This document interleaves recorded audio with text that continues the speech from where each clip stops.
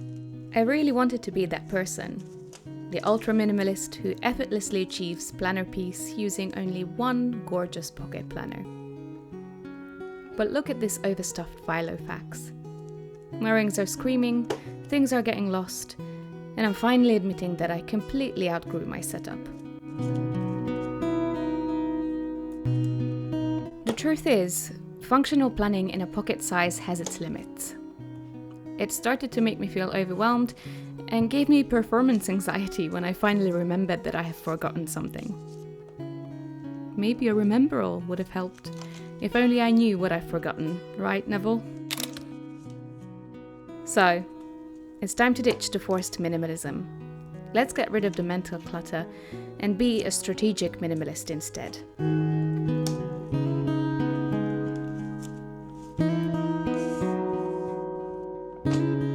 So, today we are completely reevaluating my planning routine. We're tearing apart this chaotic Filofax and completing a total system breakdown. So we're mapping out a realistic but more mindful productivity routine. So I'm introducing a multi-notebook ecosystem that actually fits the messy real life that I live. So that's what we're going to do today. As you've seen, I'm quite overflowing in my pocket Malden and it's no longer comfortable to take things in and out of it. Don't get me wrong, I love a chunky, overstuffed planner as much as the next person, but it's getting to the point where I'm genuinely picking fights with my binder.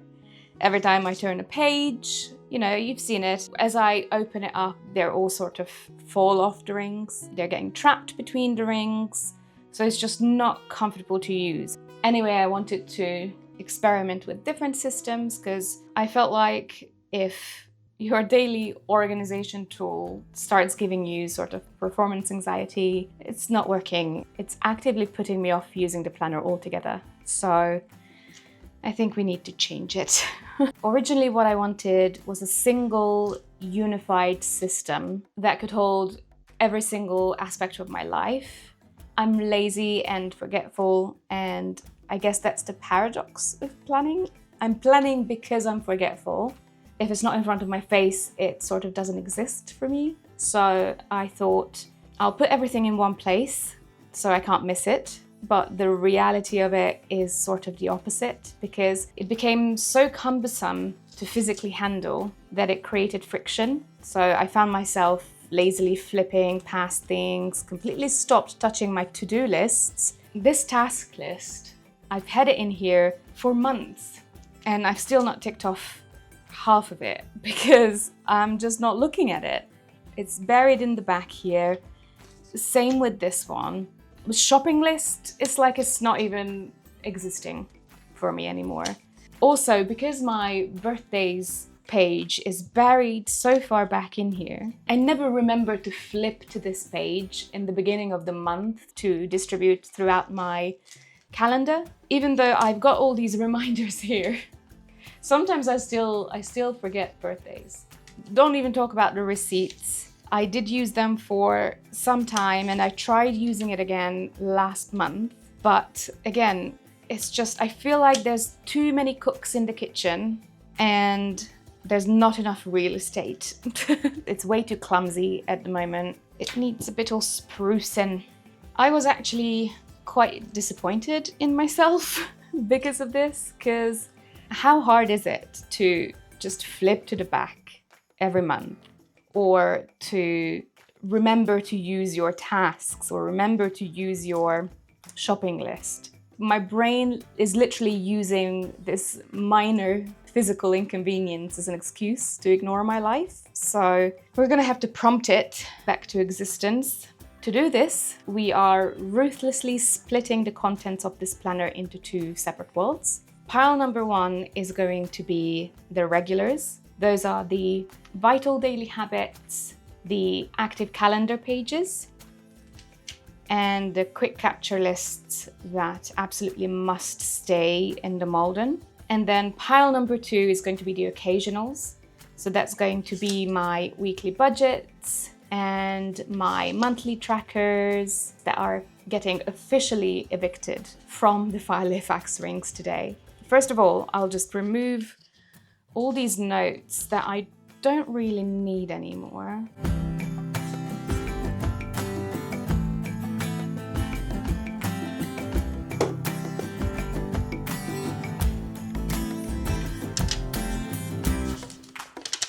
These can be archived already, so they're going in a third pile actually.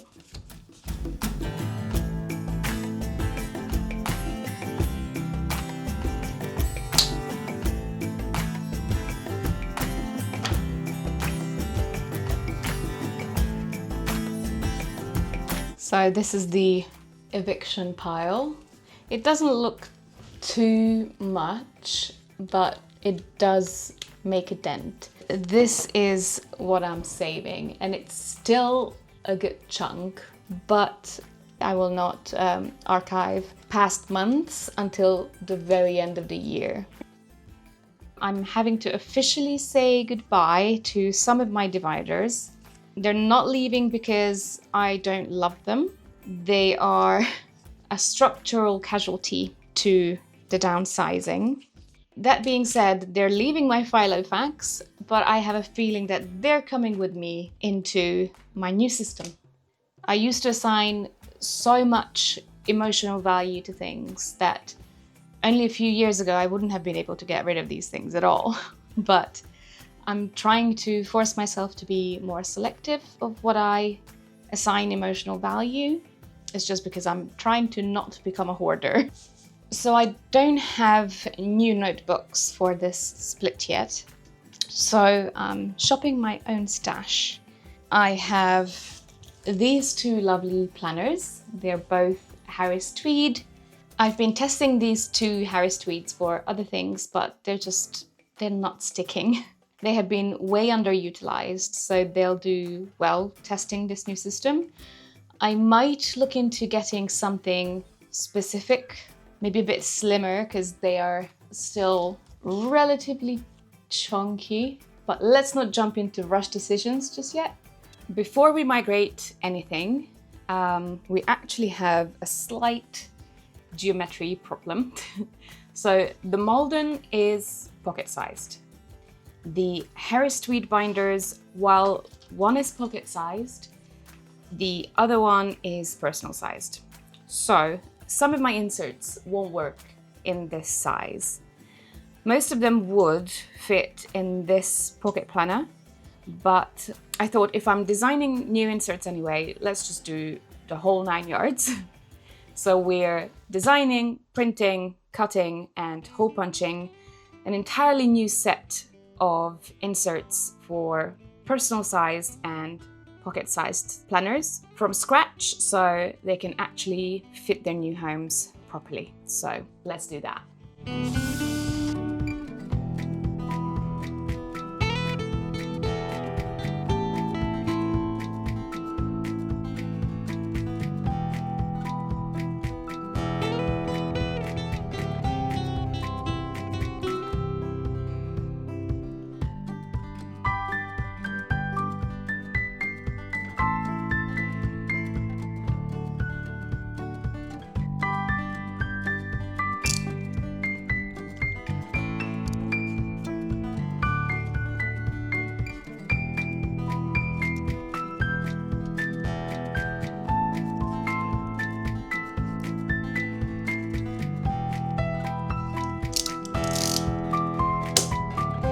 Okay, here we are.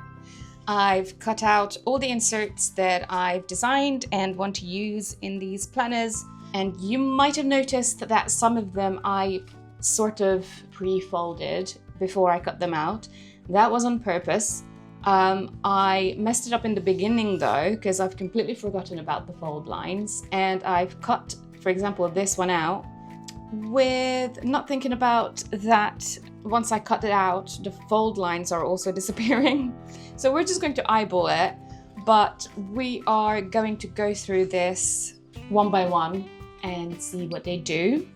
So this one is a monthly budget planner.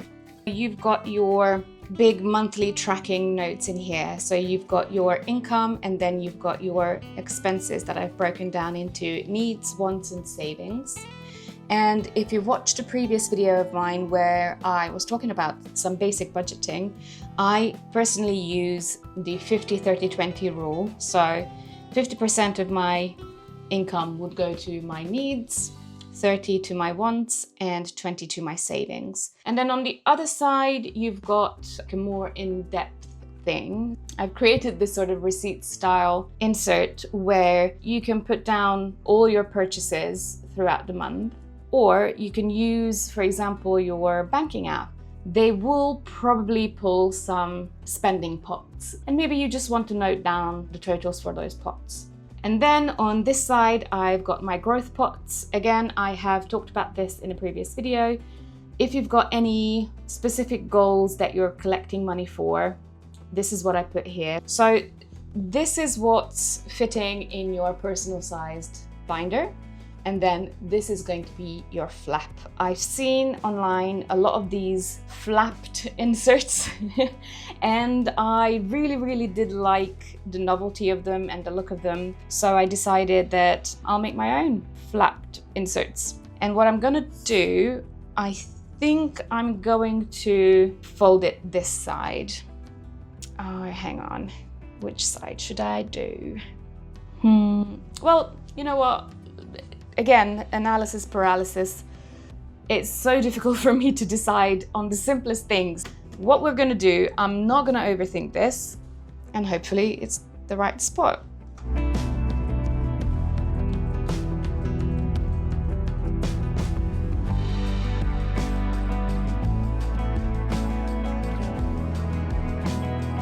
So you've got your routines that you can write down here, and then it's just a usual checkbox. The thing I've done a tiny bit differently is that I left 2 rows out blank, and I thought that I will use them as headers for my daily routines. The first cluster you could use for medications, the second cluster you can do for housework, third cluster you can do for maybe like hobbies. So that's why I made it like 3 groups. So it's not a block of grid, basically. And then on this side, you can highlight or circle the current month that you're in and write in the year, and then add some notes about your tasks or about your month not doing your tasks, basically. Then I've created this reading log. 2 lines belong to the same entry. The first line you will write down the author and the title, the start date when you started to read the book, and the end date when you finished reading the book. And I've added some hollow stars for a 5-star rating that you can color in. And then underneath there's a notes line. It's just 1 single line in case you want to say, oh, I really loved this book, or I really hated this book. These are also one-sided, but you can totally print them double-sided if you want. Then we've got a period tracker. This is a yearly tracker. I've done the year column, and then I've done a cycle length, because I like to calculate how much time has passed from the first day of my period the previous month to the first day of my period in the current month. So I will pop the cycle length down here. And then I've got a little key. So for any flow days, I would do a red X. For pain in the middle, an M. Pain on the left-hand side, an L. Pain on the right-hand side, an R. And whenever I'm taking a painkiller for any of these reproductive system related pains, I'll pop a green painkiller P in the grid. And then I also left some empty boxes here just in case. And then next up is my wellness tracker. I wanted one tracker that tracks any odd symptoms I might have that are not necessarily related to a specific illness. For example, if I just suddenly feel dizzy or queasy, or I've got like a random pain in my knee or my head, things like that. You can put the date down here, the time you're experiencing the symptom, then the actual symptom. I added a column for moon phase and see whether there's any correlation whatsoever between my symptoms. And then in the next column, I actually just have whether I am on my period or not. And then I have just some random notes section at the end. Last one is a mood tracker. So I've got a few different states, feelings that I've put down here that you can add to your grid. So I've got happy, joyous, bright, or sad, sorrowful, disappointed, angry, frustrated, annoyed, neutral, content and calm, nervous, anxious and worried, tired, exhausted, depleted, energetic, productive, or hyped, and then irritable. I don't know what that says about me, but that is its own category. And then I just added 3 more blank ones in case I want to add some more things. And I just did the same thing here as I did in the habits tracker. So I just pulled the months of the year and a place to write down the actual year. And I put observations down here. So if I notice any correlation between my moods and the moon phase maybe, I will write it down here. So these are all the new inserts that I've done. These flapped inserts I'm actually really excited about because, you know, it's just a little bit of a different thing. Maybe it's going to make it more fun to use my planners.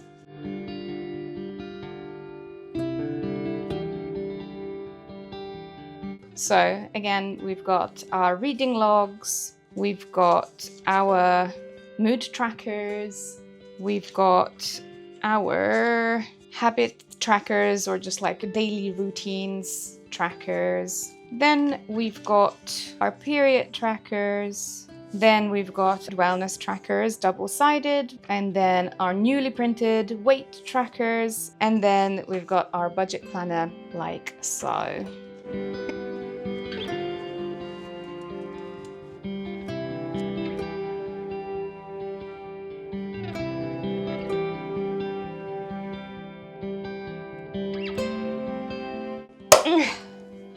Jesus Christ.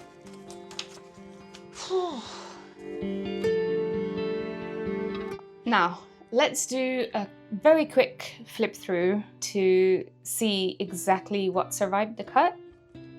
First of all, I've got this first divider that I'm not getting rid of, and then I've got my inbox page. So as we move on, I kept my citizenship application checklist. I used to keep this towards the back, but I wouldn't look at it. So I decided to move this to the front, so I'll force myself to look at it. And then I've got my tier list. I spoke about this in a separate video and how I use it, what I use it for. I will link that in the description if you're interested. And then I've just got this year at a glance calendar.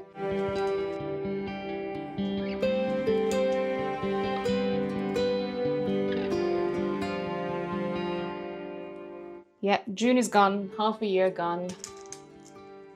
I don't know where it went, honestly. Moving on, we've got the yearly fold-out planner page. Did I say this was going to be a quick flip through? Yeah. So then I've got my week on 2 pages calendar pages and some journaling pages that I interlock here and there. Yeah, just more calendar pages, the Christmas card, New Year's Eve, New Year's Day. And then we've got the second and the last divider that survived the cut. And then I've got my new habit tracker, routine tracker, little fold out insert that I designed. I'll still need to set this up. And then I've got my tube map, the trusty tube map that's always here, emergency contacts, and just a couple of blank pages in case I decide to do some journaling. And actually what I'm going to do, and I know this seems counterintuitive, but hear me out. I was carrying this brain dump notebook around separately in my bag. Now that I have cleared out my rings, I thought that I could just add this in and I'll have room for it. And this is not going to take up any room on the rings. What I'm going to do, let me show you. We'll see if it works. I'm trying this real time. So let's see. So what I want to do, I want to take the back cover and slide it in this pocket. And yeah, it does fit. Yeah, it does fit. Oh gosh, I'm so happy. Let's see. This is the test. So if my rings close, then I'll be able to keep it in here. If not, I'll need to take it out. Let's see.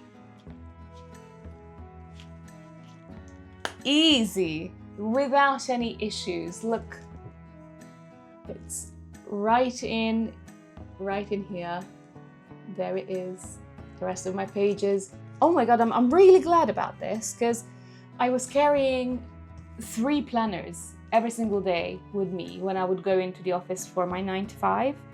So I would carry my Filofax, I would carry my work planner, and I would carry this mini composition book.